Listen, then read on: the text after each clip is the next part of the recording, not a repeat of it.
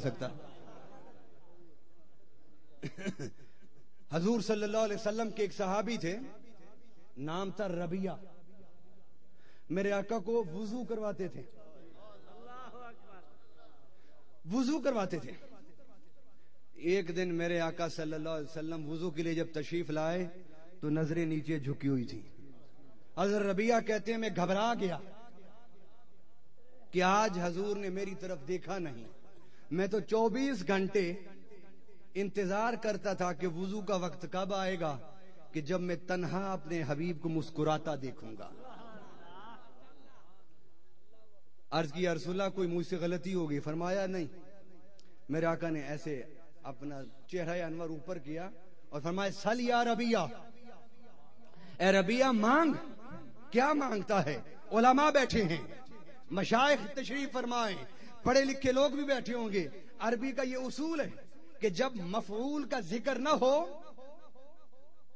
جب فعل مطلق ہو بغیر مفعول کے ہو تو اس کا مطلب یہ ہوتا ہے کلو شے. فرمایا سل یا ربیہ، ربیہ مانگ. کیا مانگتا ہے؟ میرے آقا نے یہ نہیں فرمایا دنیا مانگ یا آخرت مانگ، اقتدار یا دولت، عورت یا مرد، مویشی یا اونٹ یا گھوڑے، کچھ نہیں کہا. گویا حضور صلی اللہ علیہ وسلم نے علی الاطلاق سل فرما کر یہ واضح فرما دیا ربیہ جو بھی تو مانگے گا میں محمد اسے عطا کروں گا. اب ربیہ رضی اللہ تعالی عنہ نے میرے آقا صلی اللہ علیہ وسلم سے عرض کیا رسول اللہ جو مانگوں گا عطا فرمائیں گے؟ فرمایا ہاں. تو میرے آقا سے حضرت ربیہ کیا مانگتے ہیں؟ کہتے ہیں اسألوک مرافقتک فی الجنہ. حضور مجھے جنت میں بھی آپ کی خدمت مل جائے. تجھ سے تجھی کو مانگ کر اچھا رہا منگتا تیرا، اٹھتے نہیں ہاتھ میری اس دعا کے بعد. حضور صلی اللہ علیہ وسلم نے فرمایا ربیہ اور مانگو، اب غیر ذالک، اور مانگو. مطلب کیا کہ یہ تو تجھے مل گیا اور کچھ مانگو.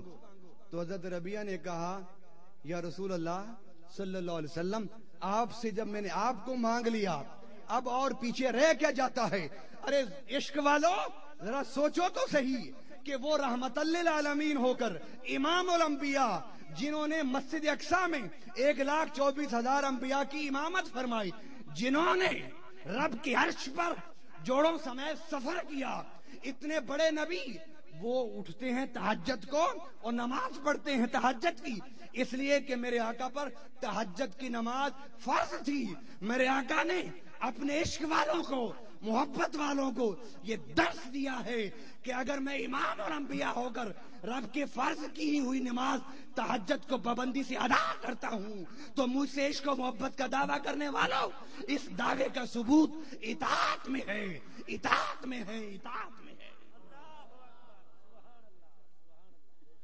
لہذا اپنے چہروں کو حضور کی سنتوں سے سجائیے، اپنے سروں کو حضور کی زلفوں کی سنت سے سجائیے، مسجدوں کو بھریے، نماز پڑھیے.